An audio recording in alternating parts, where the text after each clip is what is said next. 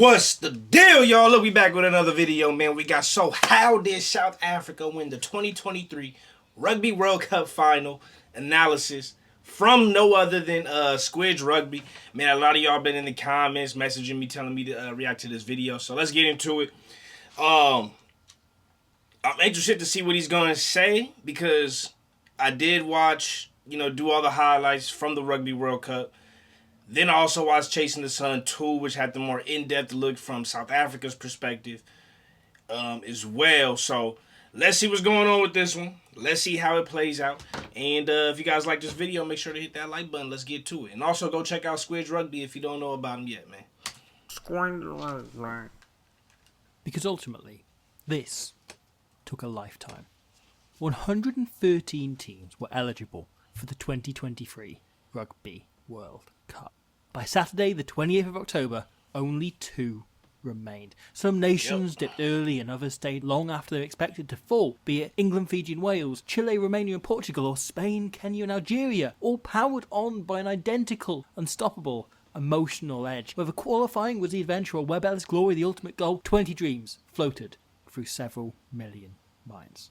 113 became 20, 20 became 8, 8 became 4, and 4 just as quickly became 2. The Rugby World Cup narrowed down to just the sport's greatest rivalry.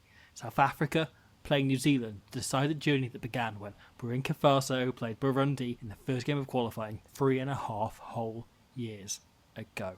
There was more at stake on Saturday than just a rugby tournament as 2 nations united clashed in maybe the most spellbinding, constricting match of the last 10 years. The kind of close game where one missed tackle, one drop ball, one phenomenal pass or unbelievable kick could define a player's entire life forever. A game where no moment would ever be forgotten and one moment could create a legend.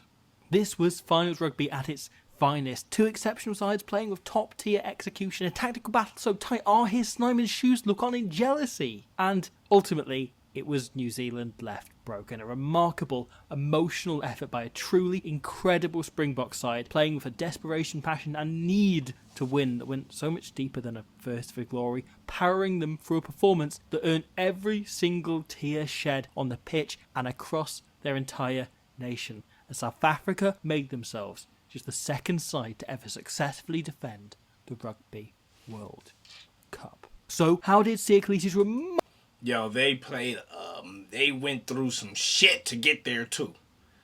They went through some shit to get there. It was, dog, they could have lost every game going into that. They could have lost every fucking game, man. They did lose to Ireland, and that was, that sucked, but they won every game that counted, and that's all that mattered, man. Remarkable, Edged truly away. Remarkable team raised the Webb Ellis aloft once again, and what won and lost France 2023's big showpiece event.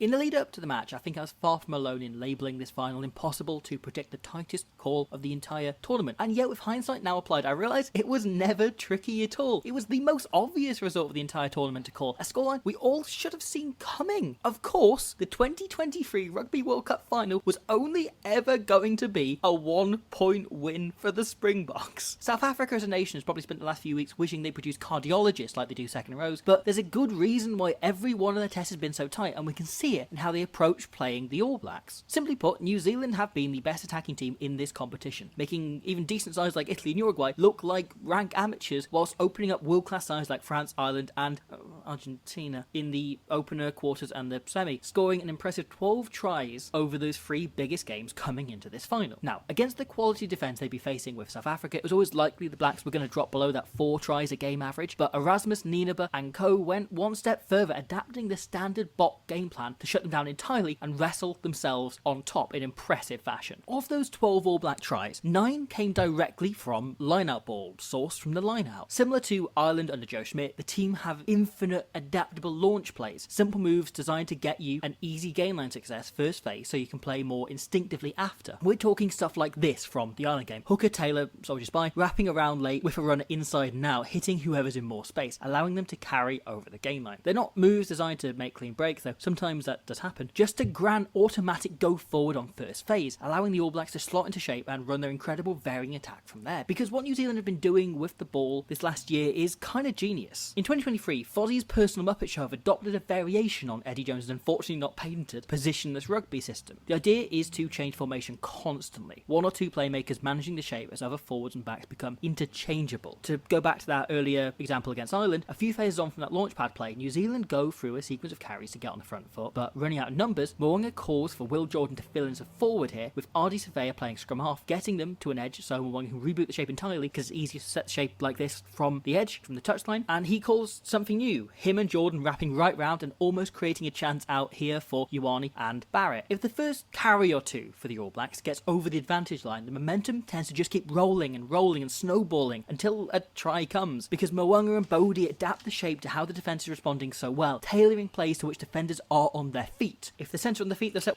Question: do you guys think that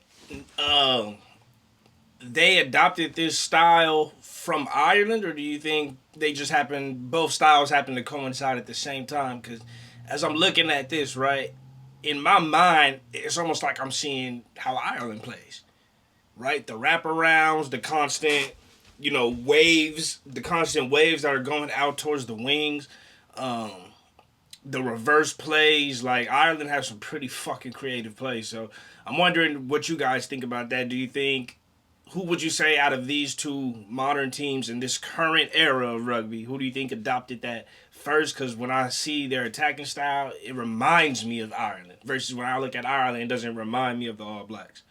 If that makes sense. Let me know what you think.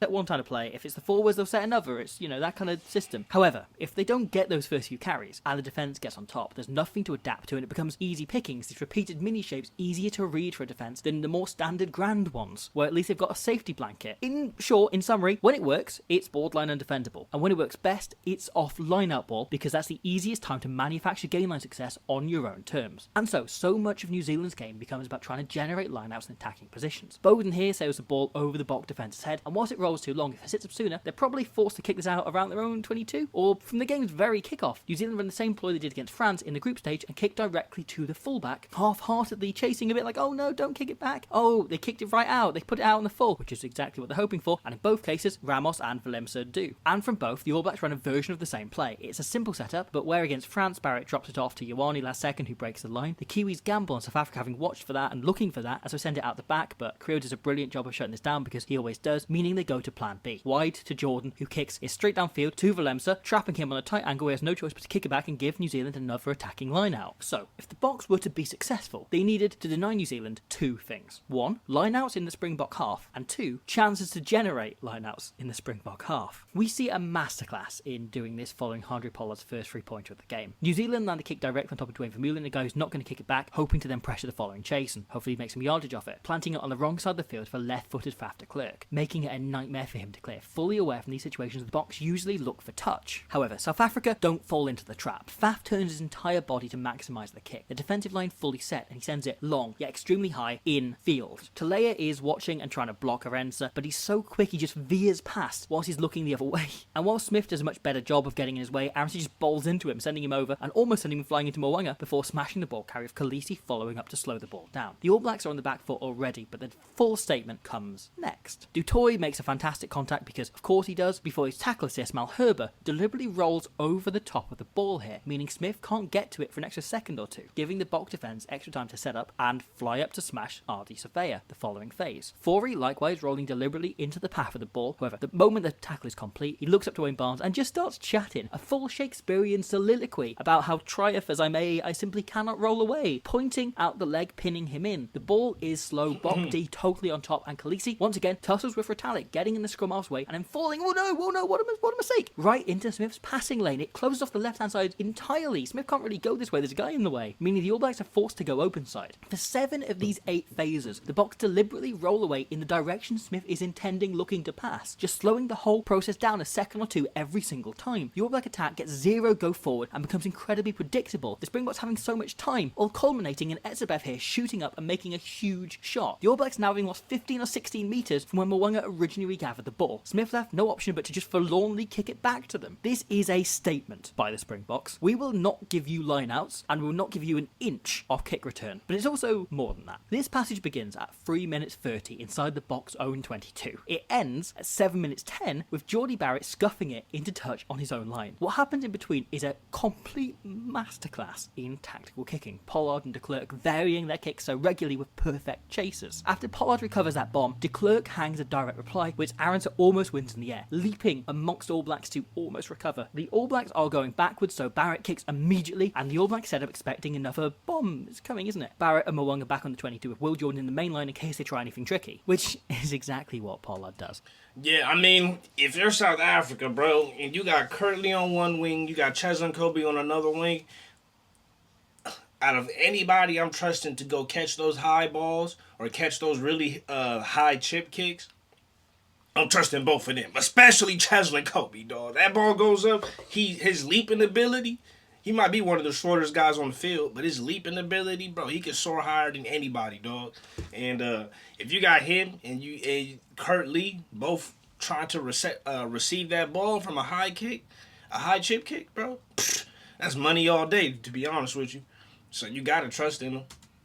Calling their bluff and sticking it into the space Will Jordan would normally be covering if they weren't convinced the Boks will only bomb it. Going backwards, he tries to offload, but only makes things more of a mess. Nice. They just about clean it up, and Smith clears similar to de Klerk earlier, but instead of herring up as Arendse did to apply pressure, Will Jordan steadies the chase to remain connected, and it allows Willemse so much time. He links up, and the Boks start the attack on the front foot. Total opposite to how the All Blacks had it from a situation that Chaser's side was identical a few minutes earlier. The Boks keep this momentum up over the next few phases, before, as per their go-to tactic in these knockouts, Pollard kicks at the apex of their momentum, the moment they're most on the front foot, and it catches, as ever, Jordan and Mo'unga out of position. Their kick's so well hung you might confuse it for Rassie Erasmus, allegedly, both backtracking to try and regather the ball. Mo'unga spills it backwards and panic ensues. Over the last few years, the Springboks have built a reputation as a side who likes low ball in play, who like a lot of stoppages because their pack is conditioned for power and appreciate a breather, as we all do. This was something the All Blacks expected to face, wanted to keep the ball in play time higher themselves. This was something the All Blacks were expecting and preparing for. However, on Saturday, the Boks recognised they'd have a much easier time defending the All Blacks if they're defending them off kick return rather than off lineouts, so changed their tactics entirely, abandoning any usual set piece focus and selecting a team to suit that. There are a lot of worries about the 7-1 bench and how it could backfire on them, but ultimately it meant South Africa could afford a 4-minute passage of play like that, denying the All Blacks any lineouts, denying them any set piece, denying them that possession and territory, without having to worry about fitness down the road, because they had near enough a full forward pack to come on and keep those tactics up in the second half. All of this is built off how good the Boks are at chasing high balls, chasing bombs, chasing kicks. If you asked me to name the 5 best wingers in the world on the kick chase, I'd name you the 4 wingers in the South African squad and Josh Adams. Hey, I literally just said that. I mean, look, you gotta trust them, bro. They are, bar none. He said they're the best. I wasn't gonna just jump on that thing, but yeah, that's how I feel, though. That's how I feel. Kurt Lee, Cheslin, just them two alone. That's like top 3. Let's be honest. They 2 of the top 3 in my opinion. Saturday starters may be shorter than Adams on a Pimpy. They use this to their advantage on Saturday by just flinging themselves like something out of Angry Birds at the All Black catcher. Colby here is more focused on just getting in Barrett's eye line than regathering himself. Bodie taking his eye off it and allowing it to fall for the ever-tireless Peter Steph du Toit. Same thing leading to this chance for Khaleesi. Just bloom! Getting in the catcher's eye line, a distraction rather than a threat. Combine this with the way South Africa competed for almost every attacking line-out, more looking to just disrupt to make the ball ugly rather than win it back, and it starts to have a real impact. The All Blacks had the ball 24 times in that first half, 24 passages of possession, but by my count, only 8 of them are what I'd call good or decent ball, where the team aren't on the back foot as they recover it, and hence it's possible to play off without ending up in a situation like the earlier example where the defence is totally on top the entire way, and it just starts to compound error on error. However, if you dig even deeper, 3 of those 8 were inside the All Blacks' own 22, which in a World Cup final isn't exactly an ideal position to be launching an attack from. This gives the All Blacks just 5 realistic chances to get their attack going over a full 40 minutes. The All Blacks scored points off 2 of those, but the Bok defense shut down the others incredibly quickly. Whether it's the pressure they're putting on Mo'unga here leading to a moon howler from him, or Dutoy and Moster here alert to the danger to try to catch them off guard with a quick throw. And yet, we still did see one extremely close moment on one of those 5 in that first half. After a few front foot phases, Mo'unga calls a simple shape. He hits Geordie, then loops with Ioane running a great dummy line to take a pop and flick it onto Bowden. They don't make much ground, but 4 Bok tacklers have gone to ground, been taken off their feet, trying to stop this, both centres committed, and Colby making the final hit. Willemse comes up from the backfield to cover Colby's wing, and as the All Blacks play another phase, both Bok centres are still getting back up to their feet, and just join the line on the short side, just to get into position immediately. Diolande gets sucked into the play as an extra forward, as is often his role, whilst Willemse tells Kriel to watch the wing while Colby's still getting back up to his feet, allowing him to head back into the backfield where Faf's been covering in his absence. Frizzell carries, but with Ioane and Talea in threatening positions out wide, Pollard screams for support, so Faf goes, right okay, and jumps up to help him. Arenso then jamming into the 13 channel, and Willemse taking his spot on the wing to watch this. Except those two leaping in has left a huge space in behind that no one is covering. Geordie Barrett spots this, and runs in ahead of Ardie, who's about to carry, giving him a call. Fully aware that both centres, who normally as part of the South African system turn to cover chips, are out of the game over there. He drops it onto his wrong foot to allow him to engage both Pollard and de Klerk better, and it's a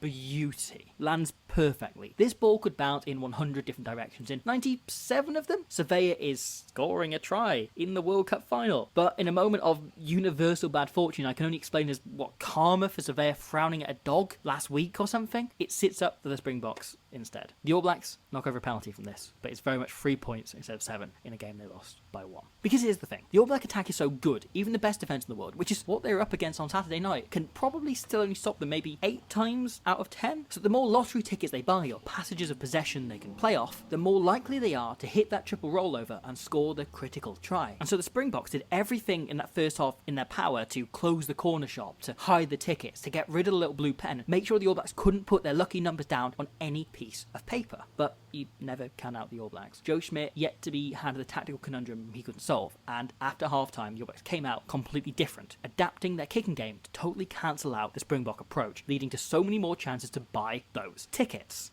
Mo'unga here spots Willemse has come up into the line to shut off the space, and smelling a delicious 50-22 tries to put it in behind him, and whilst the fullback can cover it, it's a pretty remarkable effort. He spills it en route and has to panically then turn and recover and hit it back, opting for the safe warm safety touch, lovely touch blanket of touch of a line out. But instead of leaning on one of their big starter plays, New Zealand from it slap it to Surveyor, who smashes it up the middle, easy does it, before setting up to kick immediately. Now they're on the front foot, with South Africa still backpedaling. De Klerk, covering the wing with Colby in the backfield, does a great job of blocking Will Jordan, allowing Cheslin to take it cleanly, but he's still under pressure, soon tackled, and whilst the Boks play one phase to let him get back up on their feet, he's only just in position when de Klerk clears it, and Colby knows that. Not up to speed in time, and just decides to set the line instead of chasing as usual, because he won't stand a chance of getting there in time. This has given the All Blacks exactly the kind of open field they spent the entire first half. Gave them more room to breathe, more room to run around, set plays.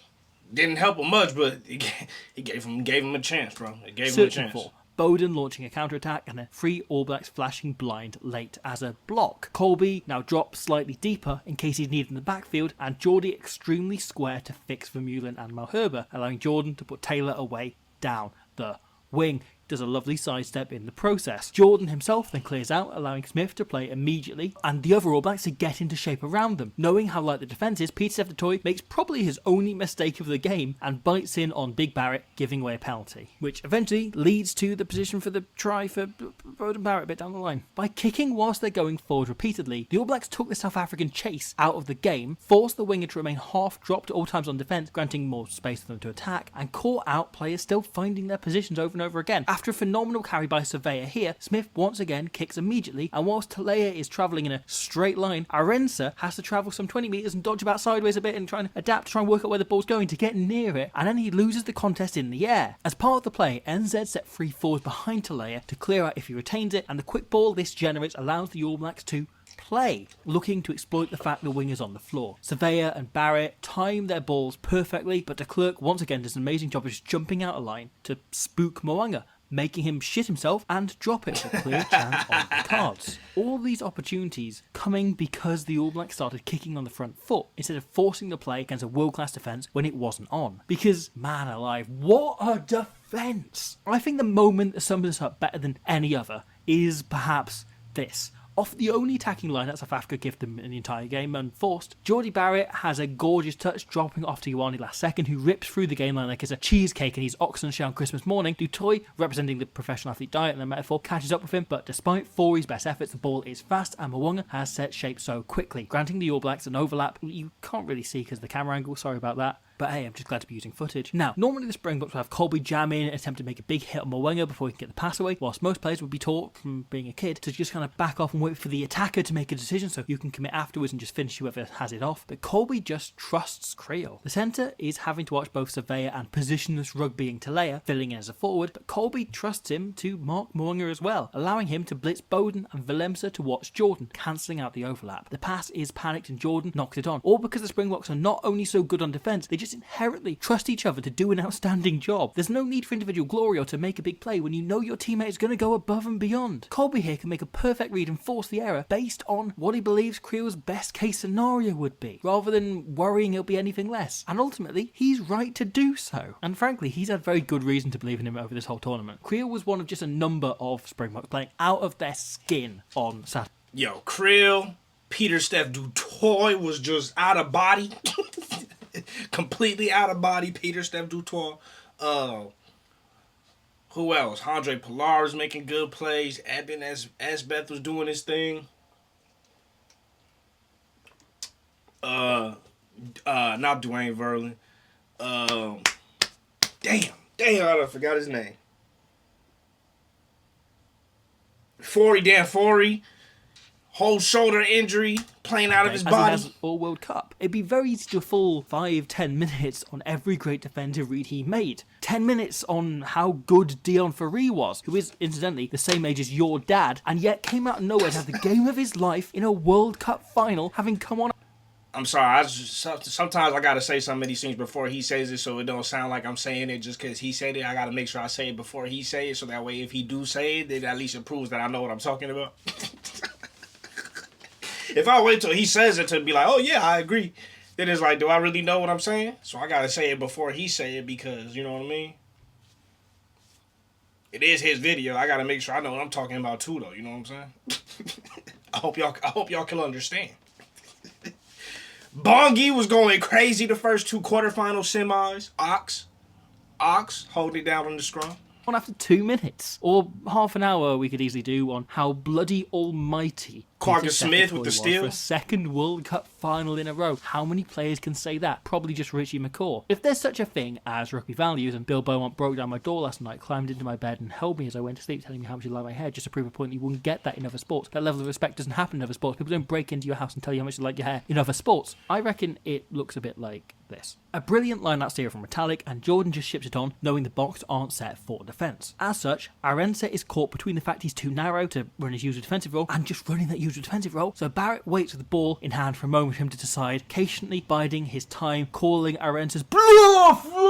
Yeah. He was getting cracked all Instead game. of allowing his salad-sized mate to make a terrible choice, Pieter-Steph du Toit commits a murder for his friend, and he doesn't even need to hide the body because it's completely evaporated on impact. That, to me, is rugby values. And, man, this tackle, while I think it loses something if the cut between camera angles, when watching the stand, yeah, I was at the game, I'm really sorry to bring it up. He seemed to materialise from nowhere, like some holy apparition, answering Springbok fans' prayer, a plague of Du Toit upon all your houses, whilst the All Blacks were equally packed with exceptional stars. Ardie Surveyor was his, usual 9 out of 10, that just serves as usual for Ardie. The front row were fantastic across the board, and the brothers Barrett, all excellent, but particular mention has to go to Mr. Geordie. This extra effort to roll Deolande over the line and hold him up to prevent a Springbok try, or even the chance before the threat could even really arrive, would be a highlight if not for the phenomenal job he did covering open side flanker for 50 odd minutes. However, whilst he contributed his weight into scrum extremely well to deny a single Springbok scrum penalty, a real rarity, and mixed it around the park when necessary very well, the Boks still found other ways to work their one-man advantage off set piece. From the first scrum after Sam Cane's card, the All Blacks line up with their backline as usual, 7 in the scrum, Barrett still in the backline. So the Springboks go, Lekker, let's bully the shit out of them. However, Wayne Barnes decides the plums are looking too spicy, so cools fingers a second, at which point the All Blacks wake up from an awful, terrible dream they just had, where they were wearing white shirts in a World Cup final against the Springboks, and they just let them have total 100% scrum dominance for the entire game, and Andre Pollard had a field day, and it was God, it was Cheslin Colby popped up at the end and scored a try. But Pimpy scored one as well. Oh God, he isn't even playing with it. What a dream. It was horrible. So they quickly avoid the shit stains on the bed and call Geordie Barrett in to join them on the blind side. They're not going to risk that happening here. Now, as Barrett walks in to join, Pollard calls the clerk back and changes their call. The Bok backs all set up differently by the time the ball comes out. The All Black D, which is a phrase I don't recommend you Google, is now missing their defensive leader off first phase, and Pollard knows that means they'll almost certainly play the safer option of a drift defense instead of their preferred option of blitzing. So Pollard calls a move to exploit this. It's pretty simple at heart. Every Bok back is paired up, one running a hard line with the other in the boot, that space out the back, with Vermeulen picking and going to create an even number as de Klerk's buddy pal buddy. D'Alande's line is excellent and takes Morong out of the game. Creel's line pulls Ioane in tight, and Damian Willems's inward angle not only attracts the attention of Talea, but he then gives him a little push as well, cheeky. The ball goes behind to Colby. Barrett left no choice but to come up and join the line, opening space behind for a little kick. Aronson can't quite get there, but it's pinned the All Blacks right back, and from the eventual clearance, Willemse attempts to drop goal, and after Bodie clears, Colby sends another stunner at the opposite corner, once again looking to pin New Zealand in their own half, just keep them down there, keep those 24 passages as unplayable as possible. Jordan gets smashed by Dutoy, the dictionary definition of bad ball, and as the All Blacks attempt to get back on their own terms in order to clear, Vermeulen can sneak in amongst the ruck and win a huge penalty, which Pollard promptly slots over. A huge moment in the game. However, the next time the Springboks have an attacking scrum, Pollard seemingly calls the same shape, calls the same move, and the All Blacks adapt, sliding Will Jordan into the fly half position and moving everybody else out one to let them shoot up and shut down this play. However, the curtain raises and the play begins, but instead of hitting Pollard in the boot, D'Alande skips the scene entirely and sends it out to Colby. New Zealand now only audience members, forced into a drift defence they didn't want to be running. Colby dummies the same kick, then passes to Willemse, the final straw to bring Bowden up once again. Sliding in the kick now, an incredible attempt by Arenza, almost resulting in a try that would have sealed the game. What an attempt this is, frankly. What a bloody go he has of this. Yeah, and that so, was we good, fast forward, good effort. we end Great up effort. with 10 minutes to go. The mighty All Blacks, the most successful side in the sports history, pretty undisputedly at this point still, are baffled how they combat this one pretty simple strike move the Springboks keep pulling time and time again. This time around, they opt to go for kind of 2.5-man defensive line with Talea already half dropped for the kick. Andre goddamn Pollard, to give him his full name, takes one look at this and goes, they're going to go for a hard drift. So they run it nice and easy, simplest variation yet, bringing Aronson in direct, squaring and straightening to make some 25 metres off the simplest trick in the book, but not the oldest, because it gets even better. That comes here. Simple hands down the line in the dying minutes, looking to gain enough yardage that they can start thinking about setting up for a drop goal with just minutes left on the clock. Easily exploiting the extra man by calling hands down the line in a World Cup final. What is this? 1987? No, they're just a man up.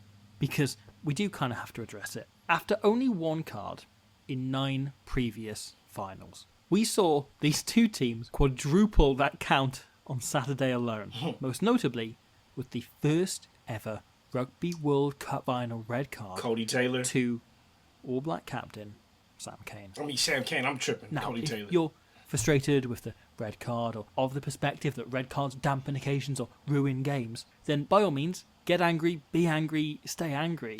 But don't direct your anger at Wayne Barnes, at the anonymous official in the bunker, I always like to think it's the TMO's mum, or at the game at World Rugby. Direct it at the fact that the All Black captain hasn't learnt how to tackle. If Sam Cane went into a Yeah, why do Sam Cane like that? I'm about to reset. tackle with this technique, we would all criticise him for it, because if you tackle like that, you not only look like an idiot, you're going to miss the tackle, and it might lead to you conceding a try down the road. For 5 years now, tackles where a player enters upright and leads with the shoulder have universally, worldwide, resulted in yellow and red cards.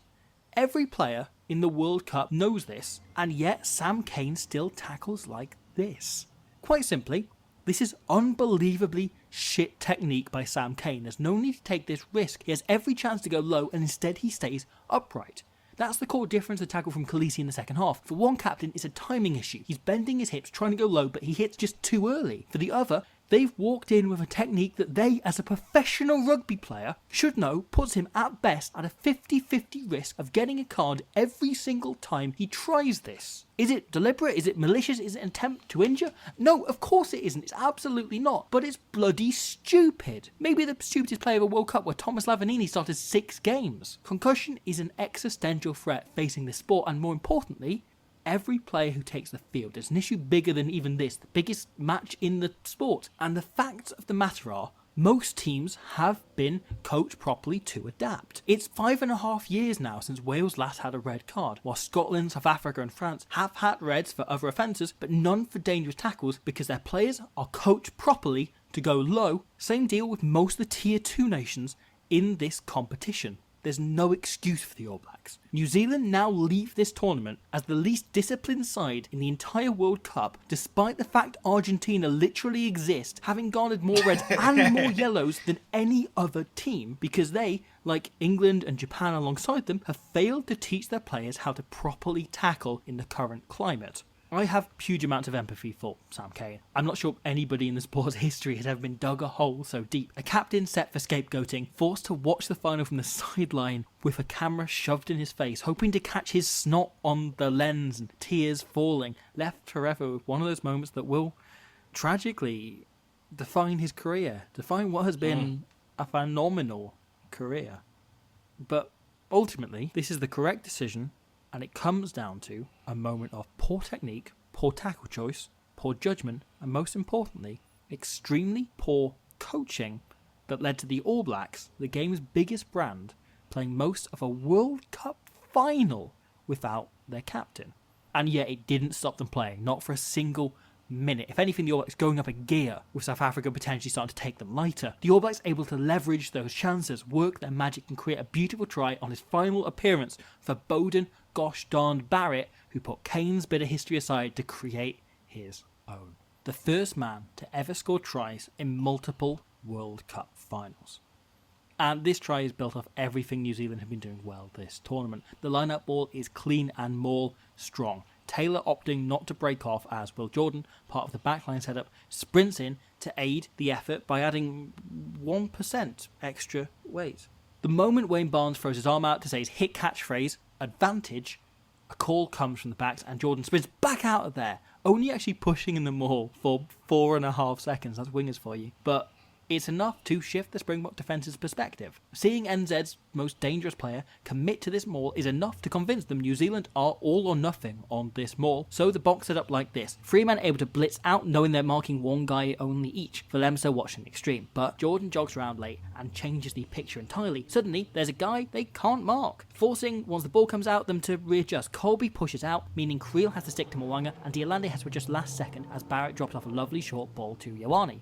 Faf, meanwhile, reads the play and begins to mirror Jordan, but changes his mind, seemingly last second having flashbacks to a bit of analysis done in the week, because this stinks of a play New Zealand ran against Ireland in the quarterfinals. Off a maul here back in time, the team run a few smash-ups in field to get between the post, and last second the backs wrap round here as so and lob it right out wide. Ever since the maul, Ardy Surveyor has been hanging around on this wing, just waiting here, just lurking. The All Blacks deliberately not involving their best carrier, so when the time comes he can be in position to finish as well, scoring a crucial try that goes on to win them the rugby match and game and get all the way to the final. That was a good analysis so, right there. Surveyor sets on the blind side and Scott Barrett joins him here, an extra man outside Colby. Faf assumes they're running a variation on that play and hairs it to the short side. Great analysis from Squidge right there.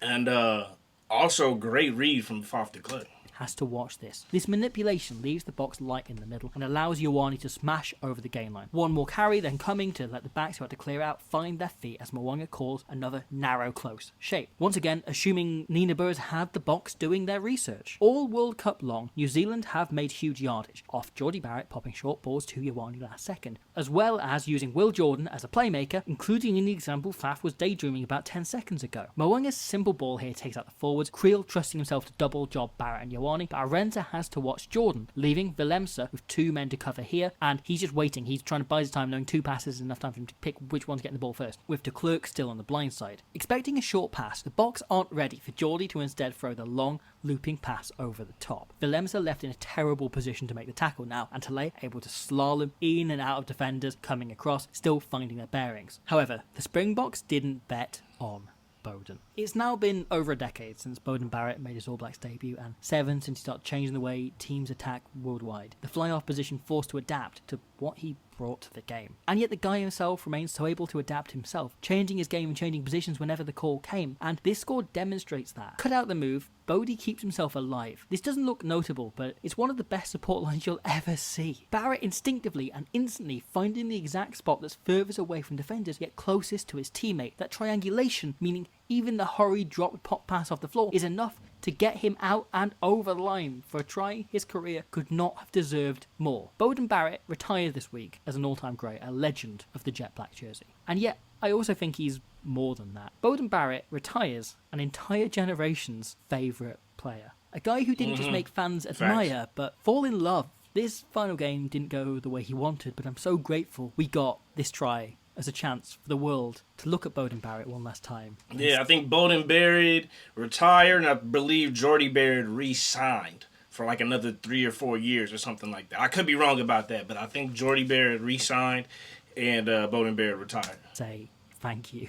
Because here's the thing. From his try onwards, the All Blacks had several chances to go on and win the game. A winger's conversion, his brother's pot shot, and any number of breaks and solid positions from around the park. But instinctively, both live and watching the game back, I just feel like the Springboks would have always found a way to get back ahead. Once the margin fell to 1 point, they changed their whole approach. Once the penalty for penalty suddenly became second place, the Springboks adapted their entire defence. The system remained in place exactly the same, but the tackle choice changed across the board to minimise penalty risk. Where previously, the Boks were slowing All Black ball through skullduggery, rolling away tricks are talked of, or the likes of Vermeulen and Forey competing when it was perhaps legally dubious, knowing Wayne Barnes generally gives a warning to players before penalising them for ruck-based offences, so they'd have a chance to let it go and feign their innocence. They instead became squeaky clean now. Adopting the tackle tactic, Wales used a fantastic effort in the pool stage. The Boks would look to make more passive double shots. One guy stopping the ball carries momentum, whilst a second goes in to wrap up the ball, meaning whilst the ruck is fast, the time between contact and ball away is massive, so defence can still fully set. Other than one risky dalliance from Jean Klein, every phase here, South Africa go for double hold-up shots, until it reaches its logical conclusion, eventually, with the ever-remarkable Quagga Smith stripping the ball and turning it over. This all allowed South Africa to just lean into the pin-back tactic as the game reached its conclusion. Suddenly very happy to give the All Blacks lineouts, but exclusively in their own half, all underpinned by the work rate personified by Faf de Klerk here, with 2.5 minutes to go, making a chop tackle on Ioane before popping right back up to his feet to charge down Finlay Christie, trapping New Zealand in their own 22 with the clock eeping away. It's the kind of thing the Springboks did all day, because this Springbok performance wasn't about rugby, at least not entirely. This wasn't about a team going for glory, trying to be the best in the world. This was about something much more. For I don't think you can truly understand, truly analyse, truly discuss this Springbok team without talking, at least in some detail, about the captain. A man who, henceforth, should be known worldwide as the great Siya Kolisi. Facts. This moment has been shared around quite widely since, but for me, nothing captures why the Springboks were able to secure 3 back-to-back 1-point wins against the greatest of opposition and adversity better than this. Seconds, mere seconds after the final whistle goes, after a landmark achievement only previously reached by one man in history, Kolisi ran straight over to Cheslin Colby. Ever since his yellow card late on, Colby has been a regular fixture on the big screen, jersey soaked on. Bro could not look at nothing. Bro was like, I don't want to see nothing. I don't want to know nothing. All I want to know is that we win the game. I don't want to. And you know what? Siya Kolisi and Cheslin Colby both got yellows. They both got yellows that could have put the team at risk, bro. They both got them yellow cards, man. Colby couldn't even finish the game. So he had to just wait from the sideline and just see what happens, man. And they both did it for South Africa, man. This is for South Africa. We heard that all in chasing the sun too. This is for South Africa. That was it. Eyes awash, unable to watch, tears running down the green and gold. Kolisi's first instinct isn't to celebrate with those most elated, but to pick up those lowest down. He holds him, cradles him. This isn't a hug of celebration, it's deeper than that. It's one of genuine love that pulls Colby back enough that he was out on the pitch longer than any other player once the trophy celebration was done. Erasmus and Nina built a rugby team who can beat anyone, but Kolisi has added something else, something more. In 2015 we saw what a Springbok team built on determination can look like, but in 2019 and now again in 2023 we've seen a team built on something much greater. The name Suyamtanda roughly translates to "we love him." And whilst it couldn't be more true, I think that title only begins to sum up what Sia means to South Africa and brought to this team. You can motivate a side, motivate a person based on shame, based on anger for a little while. You can motivate a person by looking to prove doubters wrong or become the best in the world, to reach full potential for quite a while. But when a person is motivated by love for the people around them, I believe there's no barriers they can't overcome and no limit to how far they can go or how long and hard they'll fight. The name Sia Mtanda roughly translates to "we love him," but that love goes both ways. Sia Kolisi, in a way beyond every other captain in the game, glows with love for every single one of his teammates. He loves, he cares, and he would die without a second thought for all of them. Maybe Ibn Etzebeth can be taken to another level by making him angry, but there isn't a human being on this planet who wouldn't play and give everything for Sia Kolisi if he took you in. Because he leads not by words, but by emotion and by action. By the way he plays, yes, but by comforting Colby, by letting Fori continue leading, being the guy talking to the referee when he returns from the Simbin period, by bounding out the tunnel at the end of the Mika concert, not with fastidious focus, but excitement and energy to play with the guys he loves so much, and for the nation he deeply cares about. I said in my preview of this game, if the Springboks win on Saturday, Sia Kolisi deserves to be remembered as the greatest captain in the history of the game. The truth is, even if the Springboks had lost, for me, his status in that spot was never under threat. Even if we put his remarkable life in the background, other captains may have their strengths and achievements that should not be sniffed at, but Sia Kolisi brought an unstoppable emotional edge that transformed his team into more and gave his nation hope. This is a team united in a way few in the history of the sport ever have been, because their captain went through the unimaginable and chose to fight for something better and always be better. He doesn't shout or scream. He leads with a kindness forged over a long life of seeing the opposite and knowing the thing that got him through those days was empathy and hope. 113 teams were eligible for the 2023 Rugby World Cup, and ultimately only one stands victorious. And it feels fitting. Fiji, Portugal, Argentina, England, Chile, Wales, Algeria, Kenya, Spain, the teams who really transformed this tournament and its lead-in, the sides who performed above expectations are, across the board, in every single example, those who played with hope and with love, rather than with steel or with fear. And so to see Sia Kolisi, a man who embodies the dream, who came from the most unimaginable poverty, the most hopeless situation, and rose slowly to become a titan, not through his physicality with his gritted teeth, but through his willingness to empathise and understand others, and then work harder for what he's learnt and who he now has to fight for. A man who learnt resilience from the most impossible, horrible places, and grew from every mistake he ever made, and a man who deserves to be remembered for so long as this game is played. At a minimum, lift the sport's ultimate prize for a historic second time feels fitting, perfect, and just. There are a dozen players in South Africa who could have captained the Boks at this Rugby World Cup, but there is not another player in the history of the game who could have got the sheer depth of emotional performance out of his team that Sia did. Bonds built over his 6 years as captain, now even greater than they were when they won the World Cup in 2019. Fires forged in the toughest times, creating those 1-point wins, creating those desperate tackles by Arenza, double efforts by de Klerk, mighty hits by du Toit. Because ultimately, this took a lifetime. That was beautiful. Damn, that was amazingly said. I just gotta say that. That was incredibly said by Squidge. Oh, that's it? That was incredibly said by Squidge right there. Beautiful.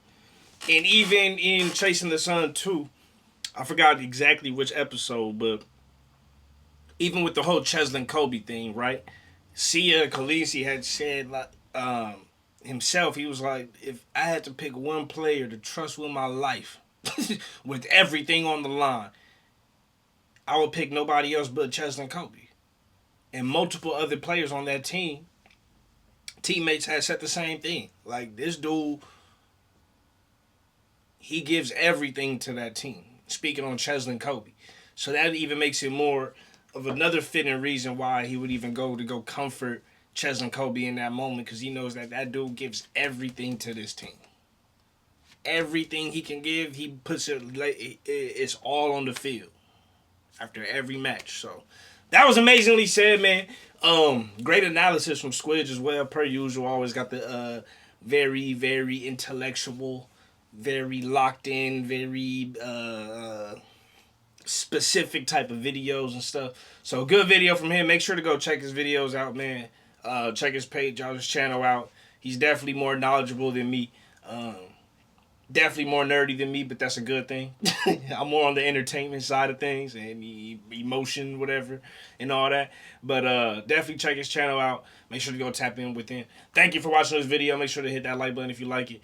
And send me comments or anything else you want me to check out and react to, man. I love y'all. Appreciate y'all. Remember to keep it real. Real is rare. Real always reaches everyone next time. Peace.